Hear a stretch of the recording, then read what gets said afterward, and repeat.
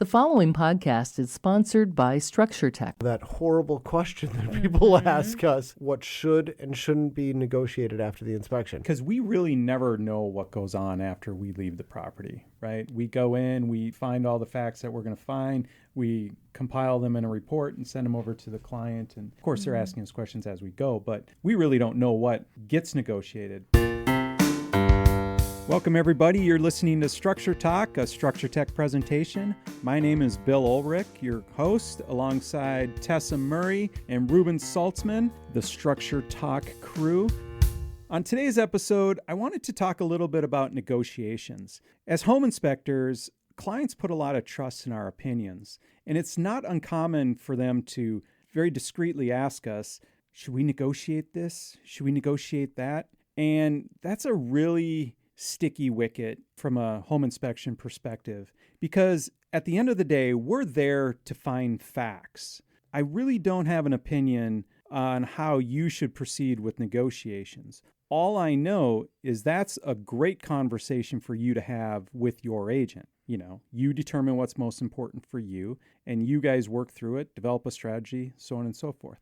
I'm going to throw it over to Reuben and Tessa. And what's your opinion on answering questions about negotiations? Is this something you actively engage in? I'm totally with you, Bill. That is not at all what I am there to do. I mean, if I was going to expound on that a little with my clients, I might say, look, I have no idea what you're paying for this house. I don't want to know what you're paying. I don't know what has been negotiated, what the right house is for you. I don't know any of this stuff or what your skill level is. You really got to talk to your agent. If you're going to ask about what should be negotiated, if anything, you got to talk to them. That's totally outside the realm of what I do as a home inspector. Gotcha. Tess, what do you think? I can't say it any better than that. All right. So we're dodging that hot potato. Totally, yeah, right? yeah. I mean, at least when it comes to our clients, that's not to say we don't have our own opinions. Okay. And I've put together a lot of this. I have a document I put together a couple of years ago. I spent a long time putting this document together. It was kind of a conglomeration of a lot of different blog posts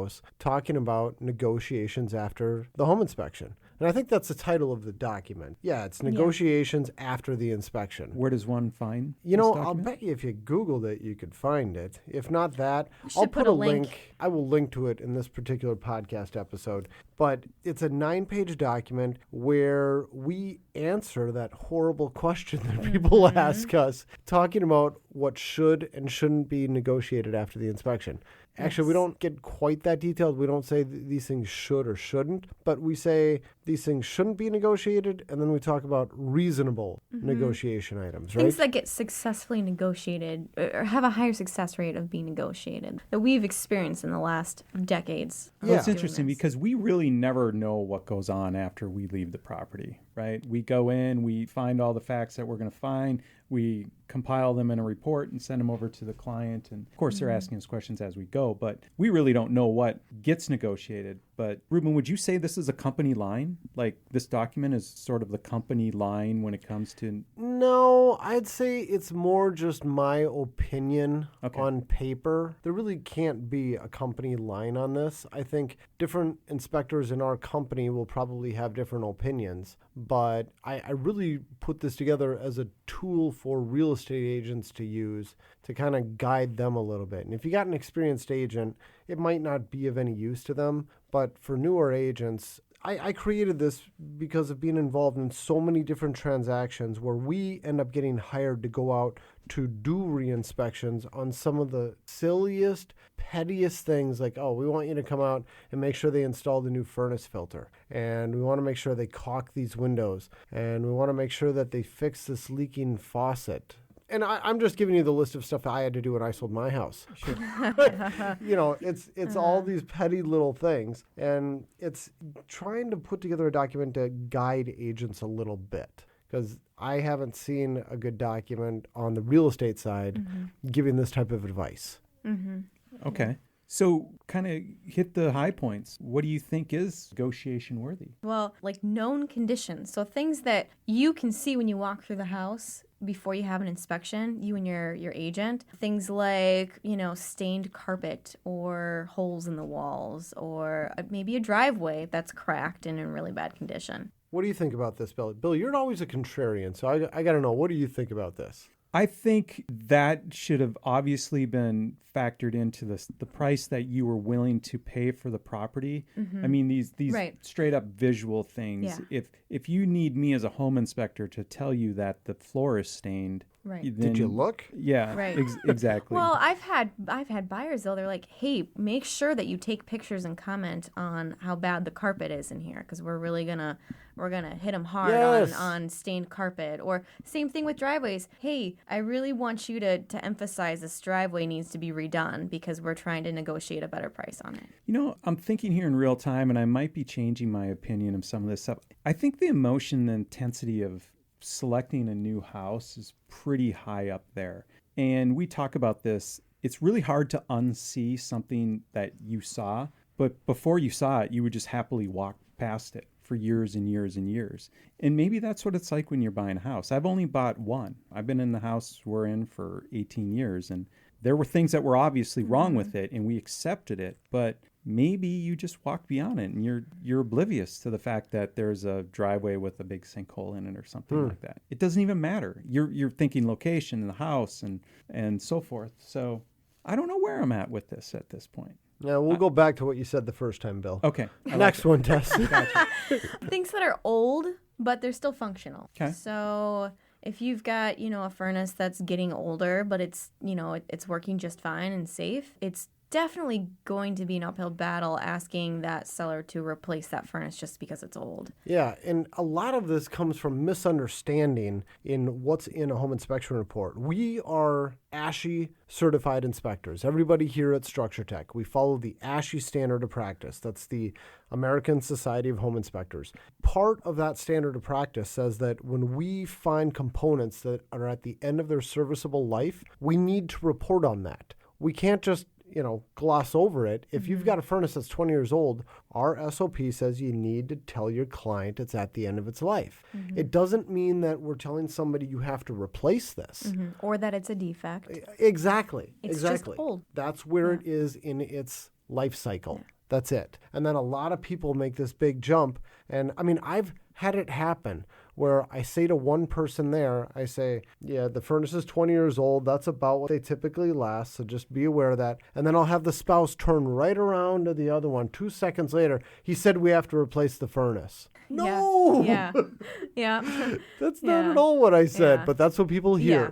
Well, be careful with that too, only because if you decide to throw that in and they're like, fine, I'll replace the furnace, you might not get what you think you're going to get. I like choice. I want to make my own decisions. When you say throw that in, you mean go back to the seller and tell the ask them seller to replace it? Right. Yeah. You know what you're going to get if you tell the seller to replace it. A crappy furnace. Maybe. Cheap Cheapest furnace. thing that you can get. Yeah. Installed by Uncle Larry. Yeah. All right. Look, we'll dig farther and farther into this here in a second, but we're going to step away and take a break. You've been listening to Structure Talk, a Structure Tech presentation. Hi, everybody. Reuben Saltzman here with the Structure Talk podcast. We talk a lot about education on our podcast because this is one of our core values here at Structure Tech. To prove how important this is to us, we actually teach free continuing education classes to real estate agents all over the Twin Cities. We've been doing this for years, and we have classes ranging from 1 to 4 hours in length. These classes are taught by both me and Tessa, and if you're interested in having us come out to teach at your office, all you need to do is visit our website, click on the Education tab, and you can see instructions on how to get us out to your office. And you can also see a calendar of upcoming events. If you're interested in having us come out, please visit our website at structuretech1.com.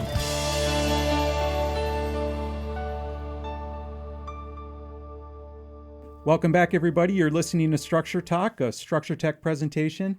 Okay, Tessa, so what are some other trivial things? Things you would think were trivial? Yeah. So we talked about known conditions, things that you can obviously see. You don't need an inspector to tell you. Things that are old but functional, maybe old windows or, something like that. Just because they're old doesn't mean they need to be replaced. The next thing would be like what we consider to be minor defects. So, okay, Reuben, you said you had a bunch of things in the transaction of your house, right, that came back that were really pretty petty. Yeah, they were all really small items. Like what? Well, like fixing a leaking faucet. In fact, in the purchase agreement, it said a leak at the sink.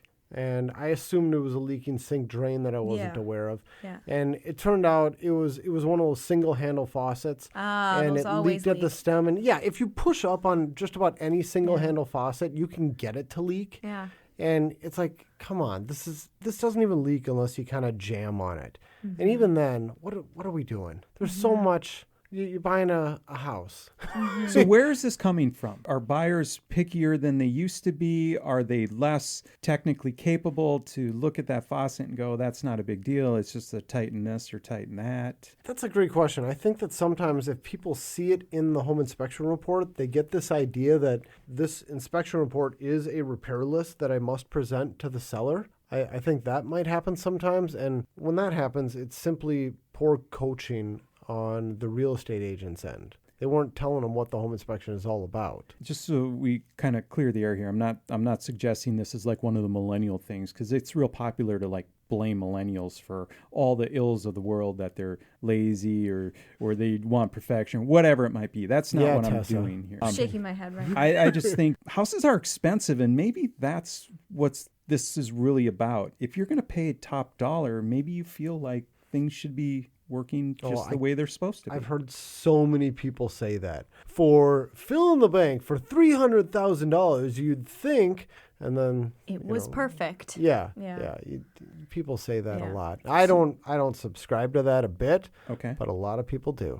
Okay. Yeah. So there's one other category that we have that we don't recommend trying to negotiate things over, and that would be like code changes or things that just have evolved over time based on standards, like safety things too. So you think about, the space in between balusters in like a guardrail in a 1900 house versus a new house today. Very, very different, right? Same thing with riser heights and, handrails and all that stuff. Lack of GFCI outlets. That seems to be another one that gets people all whipped up, right? Yeah. If you're missing nerd a alert GFCI here. outlets. Break it down. GFCI. You're the acronym king. Yeah, tell us what it is, ground fault circuit interrupter. That's right.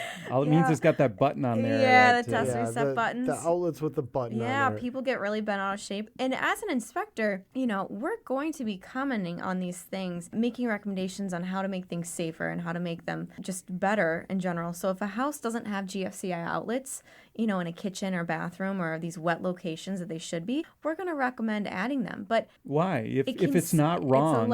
It's a life safety device. It can prevent someone from being electrocuted. So it's a good thing to have. And just saying that you should have it doesn't mean that it's a defect that it's not there. It's basically just a safety upgrade that we're recommending. Yeah, and when you say when it's not wrong, it's like home inspectors aren't there to tell you what's right and wrong. We're there to talk about safety, maintenance, performance. We are there to talk about some things that are wrong, but we're not code compliance inspectors. If we were, everything that was original to the home would not go in the report as long as it was done properly when it was put in. But with GFCI devices, this is a life safety device. The only job of a GFCI is to keep you from getting electrocuted. That's what it does. So we're really quick to recommend upgrading to GFCI protected circuits, and that's why. Doesn't matter if it was required when the house was built or not. And that's pretty cost effective to make those upgrades. It's Exactly. not like it's those you're things breaking cost the like bank. $10 a piece. Okay. So we're talking about the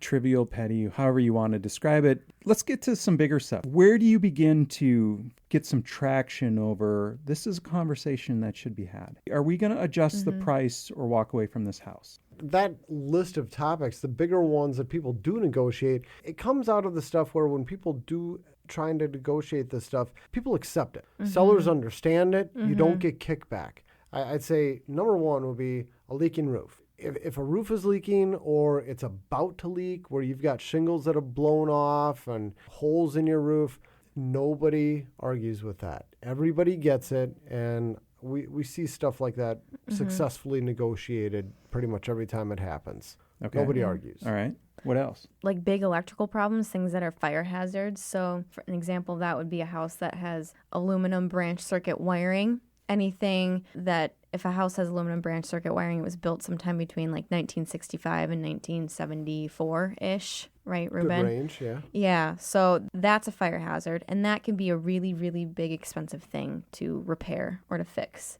probably one of the most expensive things to repair, right? Probably one of the biggest things we find. Yeah. I mean, definitely the biggest electrical item. Yeah. I mean, it's up there for anything. Thousands and thousands of dollars to fix that problem. Federal Pacific electric panels, FPE panels, those are bad panels, and they're also fire hazards. So we should cover that on an upcoming post. should talk we should about do one on electrical items. We should. There's a lot of things we could talk about with electrical issues. Yeah, but FPE panels are bad news, and so negotiating replacing that panel is usually one that is a good thing to try and negotiate. If you find a house that has unsafe knob and tube wiring, that could be another big potential electrical issue, or other hazards too, like, open splice wiring and... Yeah, big things. And, we say unsafe knob and tube, but gosh, the more time passes, the more I think we don't need to qualify that. And we just say knob and tube. I agree. Yeah. It's at the point now where there are so many insurance providers who won't insure a house with knob and tube